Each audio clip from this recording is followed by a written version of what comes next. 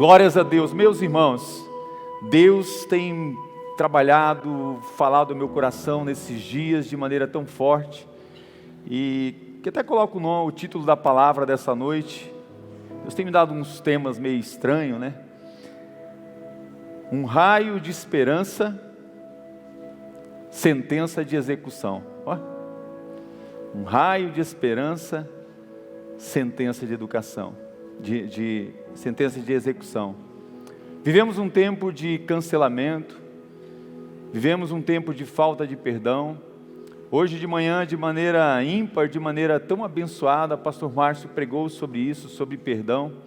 Como é difícil perdoar e como é difícil receber perdão. Mas a palavra que o pastor Márcio trouxe hoje pela manhã tão forte fala que não basta você pedir perdão, não basta você liberar perdão, precisa haver reparação. E como é difícil reparar os erros que cometemos, as falhas que cometemos. Como é difícil você poder voltar atrás e corrigir os seus erros, suas falhas, porque muitas vezes deixamos marcas, deixamos pessoas feridas, machucadas para trás. Mas como é bom quando Deus nos dá a oportunidade de reparação, oportunidade de cura. Agora eu fiquei pensando, imaginando, quando eu trago essa palavra para os irmãos, um raio de esperança, é como se fosse mais ou menos assim, uma gotinha de esperança. Imagine alguém no deserto que ele vira o cantil e só tem mais uma gotinha. Será que aquela gotinha vai ser suficiente, não só para saciar a sede dele, mas para ele sobreviver no deserto? No meio de uma escuridão, no meio de um abismo, será que apenas um filetezinho de luz pode trazer esperança? E eu fiquei pensando, imagine se você descobrisse que já tem uma sentença de condenação sobre a sua vida. Você foi declarado pecador, você foi julgado e você foi condenado.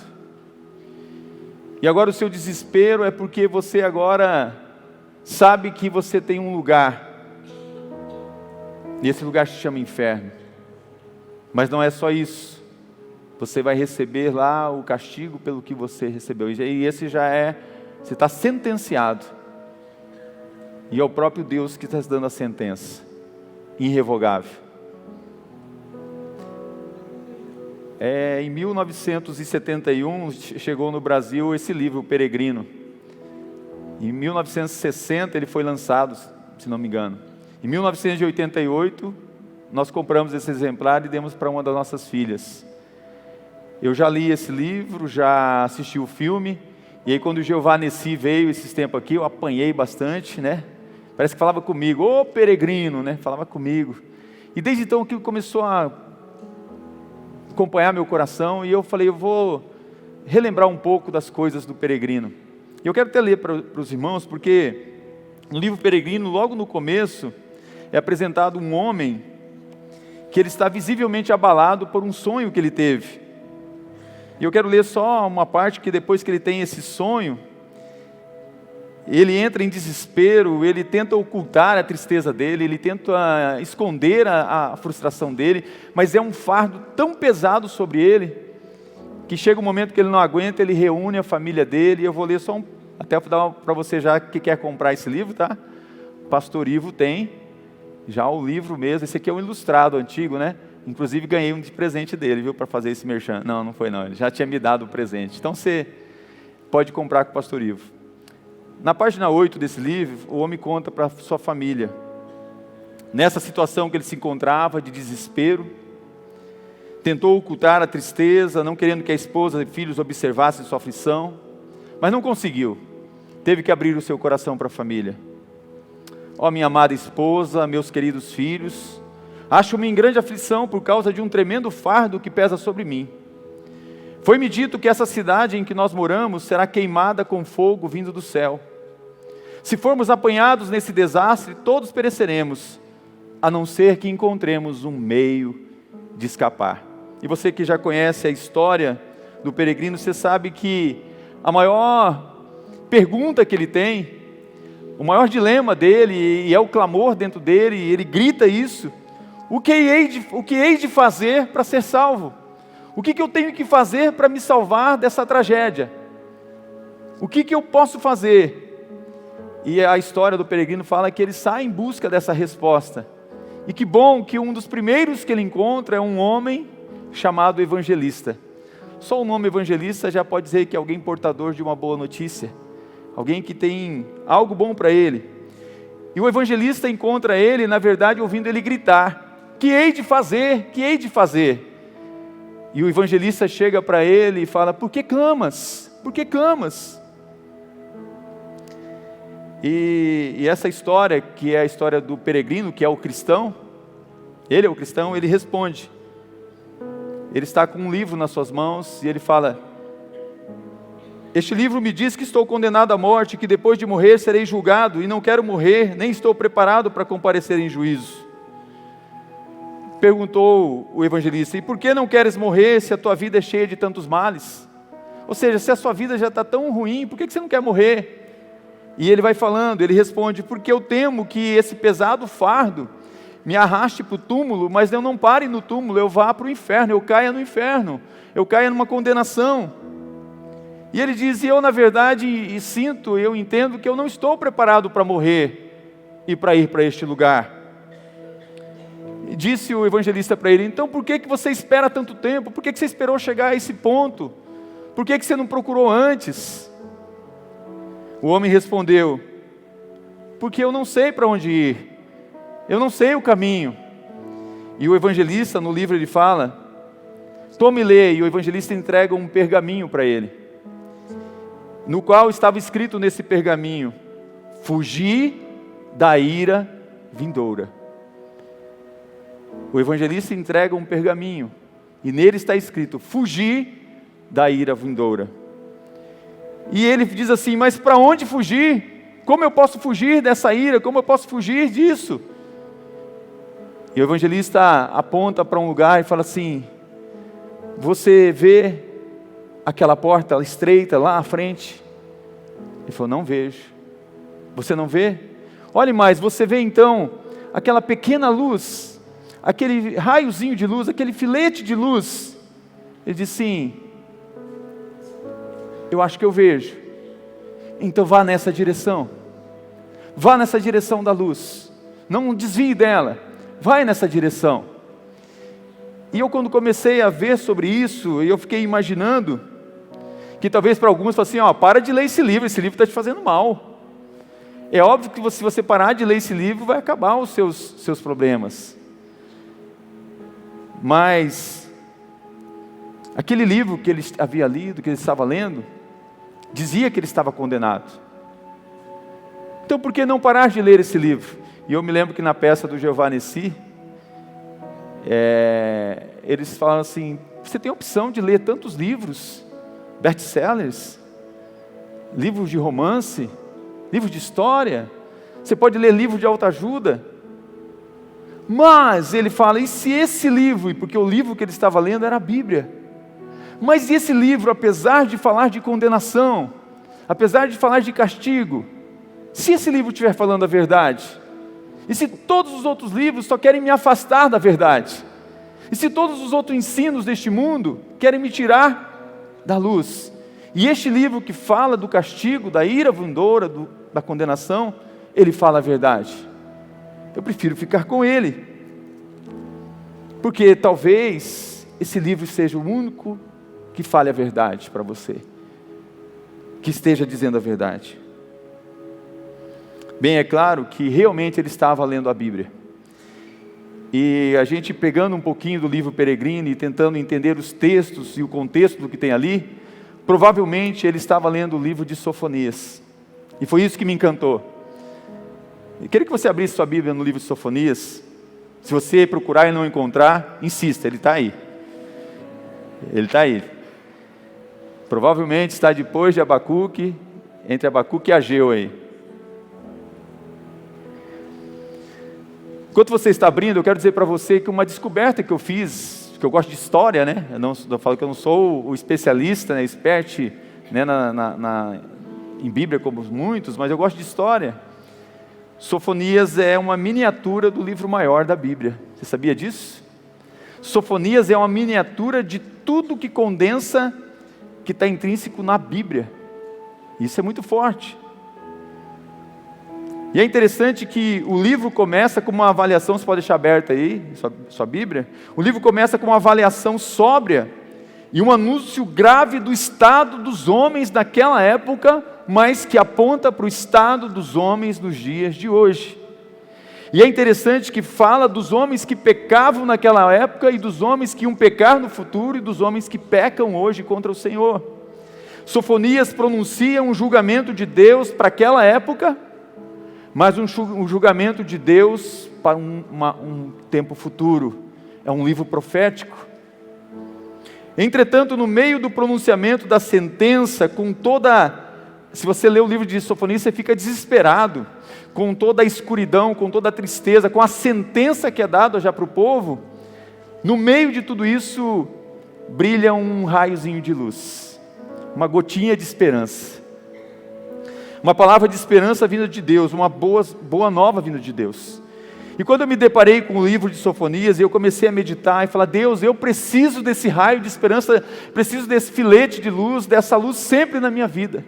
Eu preciso na verdade, que a tua luz resplandeça sobre mim. Eu preciso viver aquilo que a tua palavra diz: levanta-te, resplandece, porque já vem a tua luz, a glória do teu Deus vai raiando, brilhando sobre ti. Eu preciso disso. Mas há momentos da nossa vida que a gente se sente tão abatido, tão desesperado, e que parece que a gente não está tendo nenhum fiozinho de esperança, nenhuma gota de esperança. E o quadro de Sofonias pinta um desfecho de tudo isso, e é quase inacreditável que possa se reverter. É inacreditável quando tem uma sentença de morte, uma declaração sobre a sua vida e aquilo ser mudado. Parece que é irrevogável aquilo ali. O que ele nos diz é que Deus nos deu a salvação, mas só tem um meio de escapar. Não tem vários caminhos, não tem várias maneiras.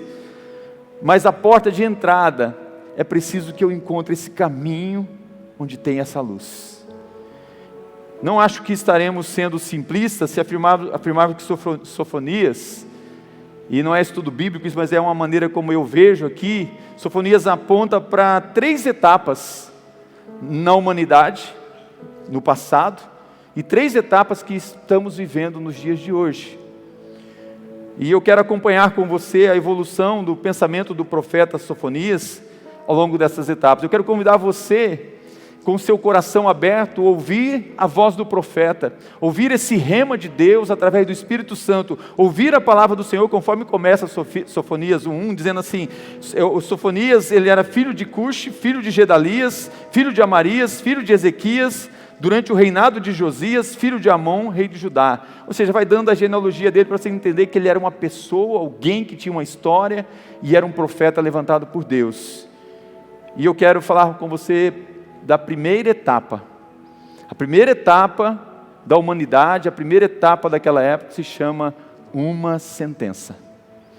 Tem uma sentença sobre você, uma sentença sobre cada pessoa, sobre cada ser humano, uma sentença sobre você que está na sua casa, uma sentença sobre você que vai ouvir essa mensagem em outro momento, em outro tempo. Parece que não tem esperança.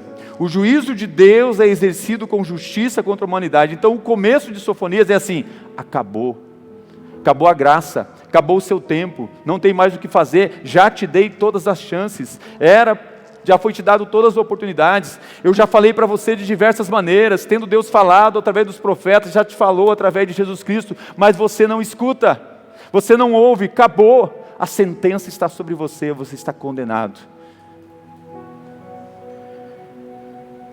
Abra sua Bíblia em Sofonias 1, vamos ler do versículo 2 ao 3.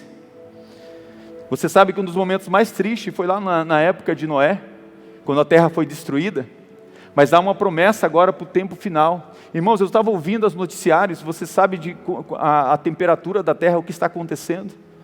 Comece a olhar o quanto a terra está esquentando. Você já parou para observar os noticiários, o que está acontecendo com o mundo?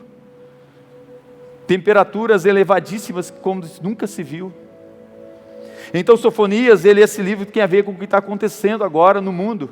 E eu não estou falando isso para te assustar, eu estou aqui como uma atalaia, eu estou aqui como alguém para te alertar, que talvez haja ainda um fiozinho de esperança, talvez haja um raio de luz, talvez haja uma gota de esperança para você. Certamente consumirei todas as coisas sobre a face da terra. Consumirei o quê, meus irmãos? Todas as coisas. Diz o Senhor: eu consumirei as pessoas, eu consumirei os animais, as aves do céu, os peixes do mar e as ofensas dos ímpios. Exterminarei os seres humanos da face da terra, diz o Senhor. Essa é a minha sentença. Esses versículos de abertura do livro de Sofonias contam-se entre os mais dramáticos e estarrecedores, mas é profético. Deus está dizendo: eu vou acabar com tudo que existe. Havia uma canção que, não vou cantar não, mas quando eu era criança eu cantava aqui na igreja. Os mais antigos vão lembrar, né?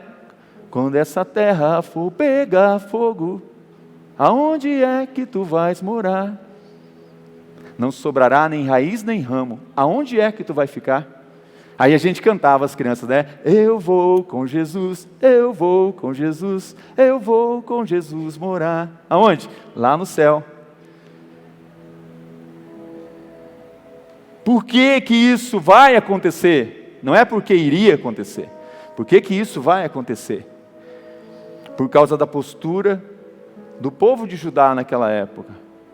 Por causa da postura do povo nos dias de hoje. Qual que era a postura que eles assumiam? Será que é diferente de agora? Olha com seus olhos no versículo 5. Ele diz assim: os que adoram o exército do céu sobre os telhados, e os adoradores que juram pelo Senhor e também por Milcom. Meus irmãos, parece que o povo de Judá, muito parecido com o povo de agora, é um povo que se tornou, não é só um sincretismo religioso, é um povo pluralista. Ele fala assim, sabe aquele ditado, que quem veio do berço católico, como eu vim, conhece? Acender uma vela para cada santo. Ou seja, eu não quero deixar nenhum Deus de fora, nenhum ídolo de fora. Eles adoravam tanto o sol, como a lua, como as estrelas. Como Milcom. Nesse tempo, Milcom tem agido. Eu já disse, Milcom é um demônio que quer destruir as crianças. É o mesmo Moloque. É um demônio que quer fazer o aborto. Como é possível que o Deus de vocês seja o único Deus? Você precisa de outro Deus. Você pode ter mais de um Deus. Até gente inteligente faz isso.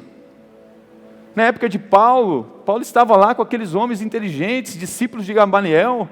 Havia o Areópago, mas só havia um lugar para o Deus desconhecido. E Paulo chega e fala assim: esse é o Deus verdadeiro, o Deus desconhecido, o Deus que vocês não conhecem. Assim o povo de Judá se tornou pluralista em matéria de religião, e não é só de ídolos, de deuses, religião também. Você pode ter mais de uma religião, você pode ser católico e espírita, você pode ser evangélico e umbandista agora.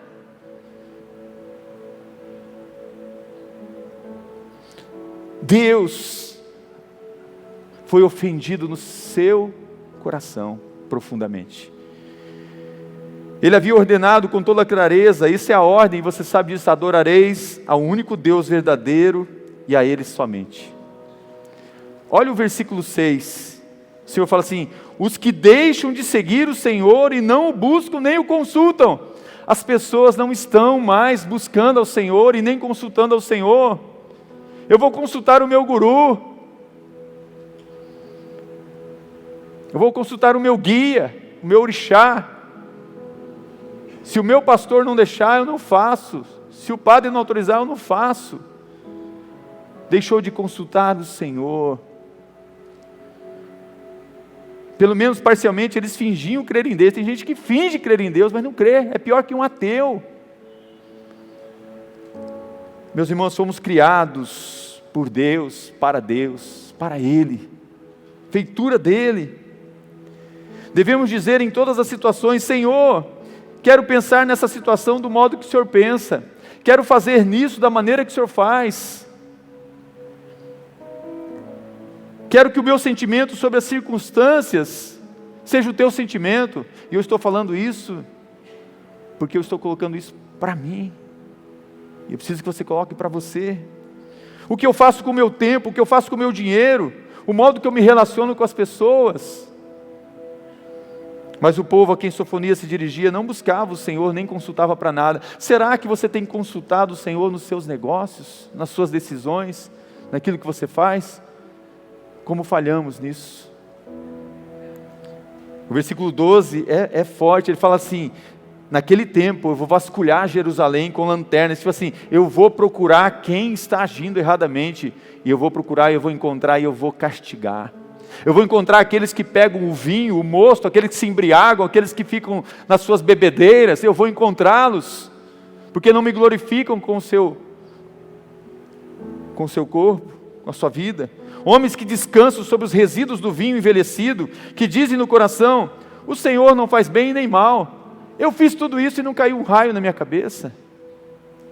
O Senhor não está nem aí, Ele não se importa com o que eu faço. Além de menosprezar a Deus e de esquecê-lo nas práticas, eles estavam banalizando, marginalizando e diziam: Deus não é um fator de equação, Deus não é um fator matemático, Deus não é importante de jeito nenhum. O que importa é o meu negócio, o que importa é a minha empresa, o que importa é se eu tiver razão, o que importa é o que eu penso, o que importa é se o meu ponto de vista for aceito. O que importa é a reputação que eu tenho na comunidade. O que importa é o conforto da minha casa. O que importa é eu adquirir riquezas. Deus, se Ele existe, não faz parte de nada disso. Não precisa ser levado em consideração em nada que eu vou fazer. Seja verdadeiro, você leva em consideração Deus nas coisas que você vai fazer? E toda essa postura dos corações foi captada em Sofonias 3:2. Falando de Judá e Jerusalém, o profeta diz, olha o que ele diz: é um povo que não escuta, não aceita e não confia. É um povo que não escuta a voz, não aceita a correção, não confia no Senhor e nem se aproxima do seu Deus. Será que tem sido diferente nos dias de hoje? Os filhos de Judá são orgulhosos, autossuficientes. Será que as pessoas não estão assim hoje? Orgulhosas, autossuficientes? Eu não preciso de um pequeno grupo, eu não preciso da igreja, eu não preciso do pastor, eu não preciso dessa igreja, eu não preciso de ninguém daqui, eu sou independente, eu posso viver muito bem sem vocês. Eu não preciso de você, pai, eu não preciso de você, mãe, eu não preciso de você, meu irmão, eu não preciso de ninguém, muito menos de Deus, eu sou autossuficiente. Pensam que não precisam de ajuda de ninguém, nem mesmo de Deus. Assim Sofonias, profeta de Deus, enviado por ele com a palavra divina, chega e lhes diz, versículo 14 a 16, olha que palavra forte: o grande dia do Senhor está próximo e virá depressa. Atenção, o dia do Senhor é amargo, até o homem poderoso clamará. É dia de indignação, dia de tribulação, dia de angústia, dia de tumulto, dia de destruição, dias de trevas, dia de escuridão, dia de nuvens de negridão, dia de trombeta, gritos de guerra contra as cidades fortificadas e contra as torres altas. O dia da ira do Senhor está chegando, e isso é justo, porque Deus é justo. Ele não pratica o mal, Ele manifesta a sua justiça a cada manhã, como manifesta a misericórdia dele sobre a sua vida a cada manhã. Essa é a causa que você não foi consumido ainda, que eu não fui consumido, que nós não somos consumidos. Você sabe que isso aconteceu, essa profecia, porque você sabe que a palavra de Deus sempre se cumpre e ela vai se cumprir. Judá viu isso acontecendo. Poucos anos depois da profecia de Sofonias, Jerusalém foi totalmente devastada, destruída. Isso está na história, está registrado. Os babilônios chegaram e destruíram, atacaram, mataram as crianças, destruíram as pessoas, perseguiram os homens, destruíram, derrubaram as muralhas, puseram tudo abaixo. O templo que Salomão tinha construído, eles derrubaram o templo, profanaram o templo. É provável que Sofonias foi testemunha ocular desses acontecimentos, que ele viu isso. No entanto, esse dia do juízo de Deus sobre Judá, que hoje faz parte da história, eu tenho que dizer uma coisa para você, Isso é só uma amostra do que virá. Pastor, você estava falando isso para nos assustar? Não, meu irmão, eu estou lendo a Bíblia, a palavra, para você. Será um dia de angústia, um dia de lamento, um dia de dor. Toda a humanidade estará exposta ao calor do fogo da ira de Deus. A terra não será mais destruída pelas águas, a terra será destruída pelo fogo. Pedro fala isso. A Bíblia em vários lugares fala isso. Os que se sentem seguros em suas grandes cidades serão esmagados por ele. Deus é santo e em sua santidade pune o pecado. Ele fará justiça se não houver arrependimento. Ele há de julgar, ele vai corrigir todas as coisas. Ninguém ficará impune. Só tem um que permanece no trono para todo sempre, e é o Senhor. Todo esse juízo se deve a uma coisa apenas. Só por causa de uma coisa, pastor? Só por causa de uma coisa. Está no versículo 1:17. Pecaram contra o Senhor. Pecaram contra o Senhor. Preferimos pensar que o fato de nos esquecermos de Deus é insignificante.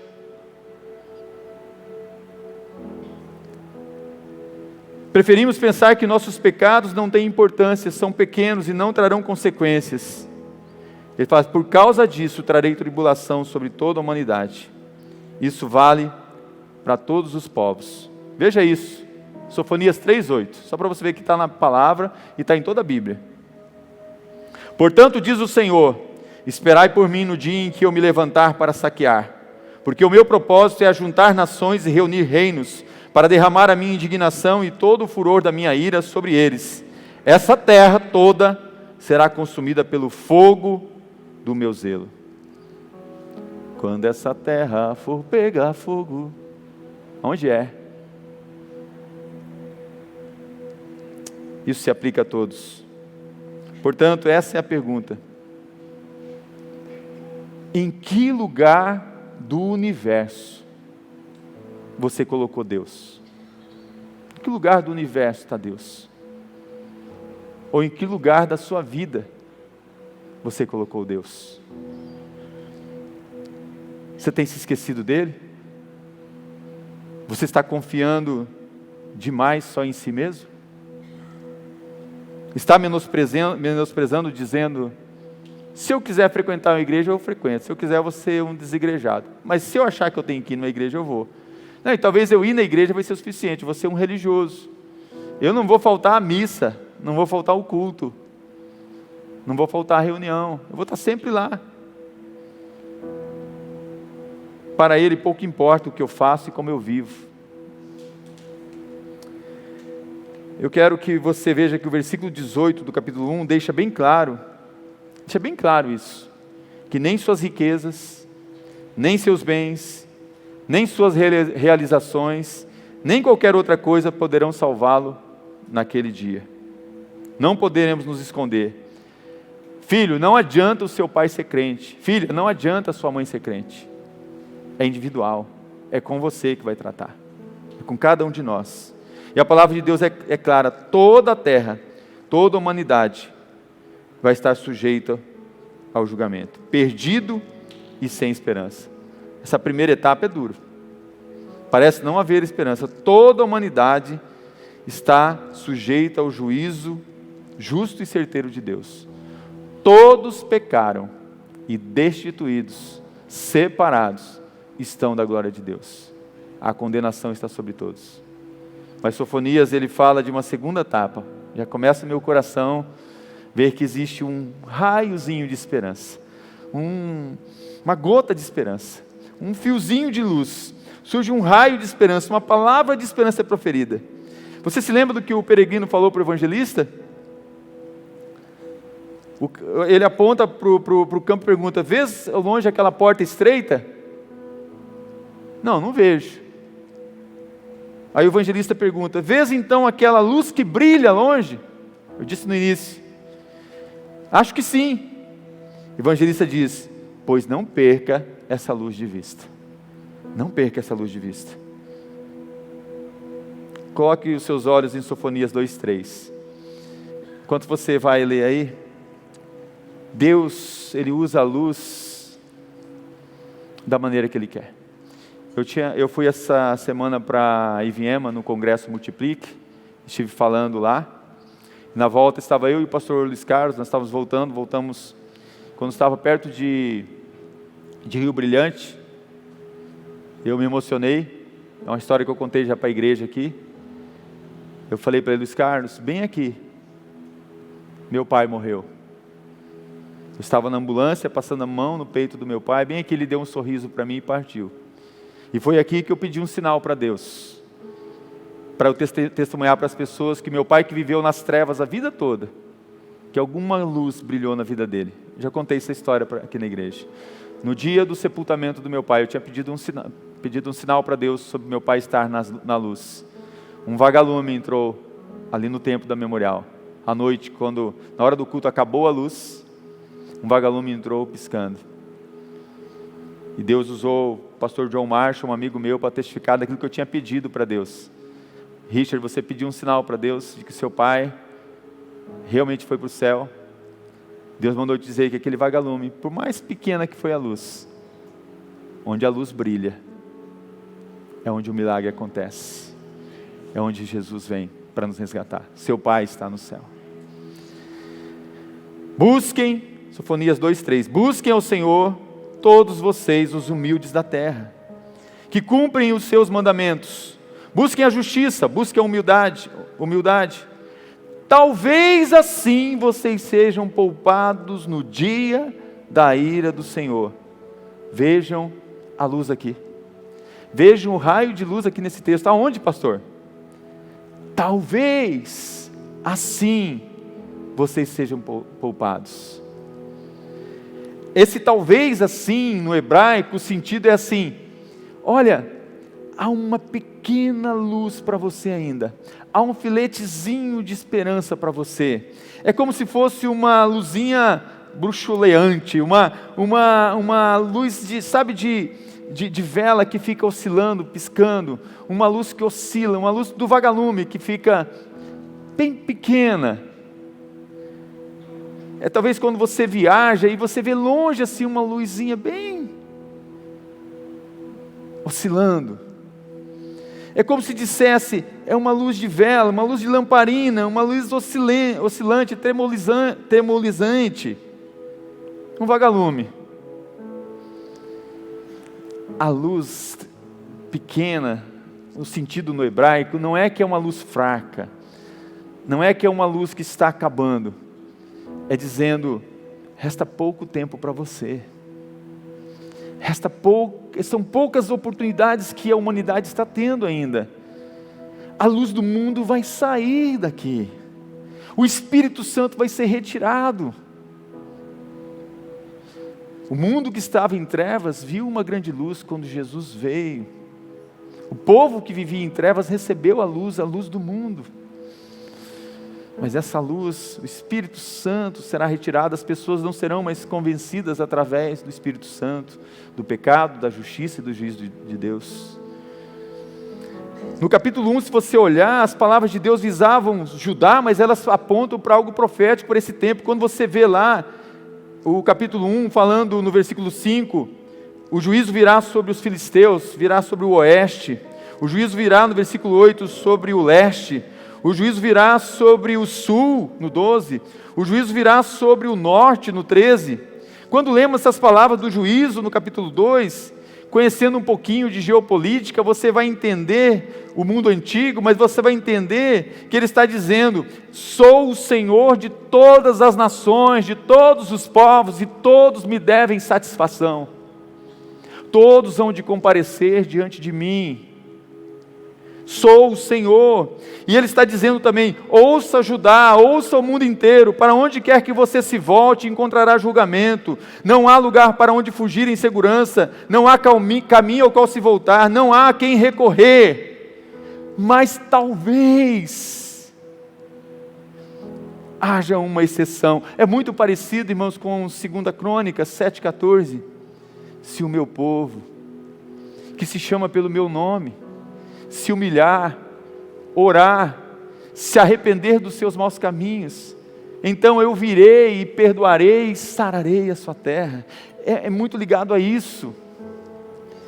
O sentido é que Ele está dizendo, é tempo de buscar ao Senhor, buscai ao Senhor, essa é a única esperança, é a mesma palavra do profeta Isaías, buscai o Senhor enquanto está perto, buscai o Senhor enquanto se pode achar. Talvez você já tenha ouvido dizer, e eu gosto muito dessa frase, que isso é a glória do Evangelho. Aquele de quem precisamos ser salvos, é o mesmo que nos salva. Pode guardar essa, viu, pastor Eduardo? Aquele de quem precisamos ser salvos, é o mesmo que nos salva. Não há outro nome em quem possamos ser salvos, a não ser no nome do Senhor. Quando percebemos que somos culpados, não adianta eu falar, Senhor, eu vou voltar a frequentar a igreja, eu vou abrir um PG, eu vou fazer, não é o que você faz, é quem você é. Mas ouça, o Senhor tem misericórdia e graça para nós. Ele concede salvação por meio de Jesus Cristo a todos quantos se voltam para Ele e dizem, Senhor, tem misericórdia de mim. Para aquele que grita como aquele filho de Davi, tem misericórdia de mim. Para aquele que declara o nome de Jesus e clama por Ele, pede por Ele. Não se trata de uma fórmula mágica, mas se trata de entender que só existe um que pode te salvar, e o nome dele é Jesus Cristo. A intenção de Deus é resgatar a todos. Há uma pequena esperança. E aí Sofonias traz a terceira etapa, isso eu vou chamar de explosão de alegria. A Bíblia, toda ela, a Sofonias, ele está ligado a esse tempo, está ligado àquilo que Pedro falou, aquilo que João falou. Olha, vocês querem ter alegria completa? Ouça agora o que eu vou dizer. Tudo isso, essa tragédia, essa condenação, essa sentença, esse pequeno filete de luz, pode se transformar em uma gloriosa explosão de alegria, e uma alegria indizível, uma alegria eterna, uma alegria para todo sempre. O raio de esperança transforma-se numa explosão de alegria para aqueles que se voltam para o Senhor. Tem uma outra canção antiga, lembrei agora, se não está aqui, que é da época da Débora. Não é que a Débora é antiga, né? Não, a Débora não vai ser da época lá da família Diniz, né? Mais antiga ainda. Lá da época da Eliana Diniz, do irmão Ivar ali. Essa canção dizia assim, talvez alguns conheçam, né? É triste ver um raio sozinho a brilhar, uma gota pequenina a pingar. É como a flor do monte, ao vento, sabe o que as fazia? Ao vento a despetalar, vai indo para todo lugar. Assim às vezes é a nossa vida, como um raio triste, como uma gota sem esperança, como uma florzinha do campo no vento, despetalando, porque a nossa vida, como a canção diz, a minha vida estava fora de lugar. O pai dessa canção fala assim, mas Cristo transformou meu ser, grande diferença fez, encheu-me de amor, e hoje eu não me sinto mais só. Deus quer que você tenha não só um raio de esperança, Ele quer transformar numa explosão de alegria para aqueles que se voltam para o Senhor. O raio de esperança se transformará numa grande e gloriosa explosão de alegria. Veja agora novamente o versículo 14 e 15 do capítulo 3. Olha já como que vai mudando. Cante, ó filha de Sião, grite de alegria, ó Israel. Alegre-se e exulte de todo o coração, ó filha de Jerusalém. O Senhor retirou as sentenças que eram contra você e afastou seus inimigos. O Rei de Israel, o Senhor, está no meio de você. Não precisa mais temer mal nenhum. Naquele dia se dirá a Jerusalém, não tenham medo, ó Sião, não desfaleçam as suas mãos. Se você se voltar para o Senhor, se você se arrepender, a sentença será retirada. A sentença que você receberá é a sentença que está em Malaquias 1. Sentença do Senhor, eu vos tenho amado. E vocês me perguntam, no que o Senhor nos tem amado? O Senhor está retirando a sentença, porque alguém está recebendo a condenação no seu lugar. E o nome dele é Jesus Cristo. Precisamos amar mais a Jesus, servir mais a Jesus. Eu era um condenado, você era um condenado, talvez você ainda esteja um condenado aqui essa noite. e Jesus está retirando a sentença de sobre você.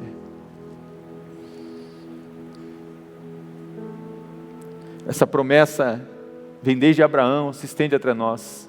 Em Gálatas 3:29, Paulo fala: se sois de Cristo, então sois descendência de Abraão, herdeiros conforme a promessa. E eu quero dizer para você que me ouve, você que vai ouvir, escutar essa mensagem em outro momento, a sentença permanece sobre aquele que não escuta a voz, sobre aquele que não aceita a correção, sobre aquele que não se aproxima de Deus com um coração arrependido. Eu quero ser seu facilitador neste momento. É um momento de decisão. Tem um slide, eu quero que coloque nele, eu escrevi o seguinte: é hora de decisão. Escute, aceite, aproxime-se do Senhor. Ele está aqui, Ele está no meio de nós, Ele está agora em nome de Jesus aí na sua casa. Ele vai estar com aquele que vai ouvir essa mensagem em outro momento. Sofonias 3,17 diz: o Senhor, o seu Deus, está no meio de você, poderoso para te salvar. Ele ficará muito contente com você. Aquele Deus que estava furioso, aquele Deus que diz assim: você está condenado. Toda a ira, todo o castigo, tudo isso, por tanto Ele te amar, sentença do Senhor, eu vos tenho amado, Ele lançou sobre o seu Filho na cruz do madeiro. O castigo que nos traz a paz foi colocado sobre Jesus. Ele ficará contente com você. Ele a renovará no seu amor e se encherá de júbilo por causa de você. Estamos ofendendo ao Senhor, estamos entristecendo ao Senhor. Agora o Senhor pode dizer o que Ele disse para Jesus: você é minha filha amada, você é meu filho amado, eu me alegro em você, eu me comprazo de você, por causa do meu filho, por causa de Jesus. Quero convidar a equipe de louvor. O Senhor Deus está no meio do seu povo, poderoso para salvar. Ele ficará contente com você. Jesus, Ele não é só um raio de esperança. Jesus é a esperança da glória. Nenhuma experiência terrena que possa levar a cantar e celebrar sequer chega perto daquilo que você recebe ao entregar sua vida para Jesus. Sabe a sentença que havia sobre nós? A sentença que há sobre nós até Jesus entrar na nossa vida? Sofonias está dizendo: o Senhor afastou a condenação que havia contra ti. É a mesma palavra lá de Romanos 8:1. Nenhuma condenação há para aqueles que estão em Cristo Jesus. Na cruz, ao suportar a ira de Deus por nós, Cristo esvaziou essa taça da ira. Todo esse julgamento veio sobre Jesus. Faça as contas. A dívida está paga. Está consumado. Tetelestai. Está pago. O escrito de dívida seu, Jesus pagou. É por isso que a gente canta aqui na igreja, às vezes aquele hino: foi na cruz, onde um dia eu vi meus pecados castigados em Jesus. O sangue e a obediência da cruz apagam e pagam os seus pecados. Também cantamos: eu olho para a cruz eu vou. E ainda cantamos: alvo mais que a neve, sim, neste sangue lavado, mais alvo que a neve serei. Para os que estão em Cristo, não há condenação. O Rei de Israel, o Senhor, está no meio de ti, tirando a sentença de morte de sobre você.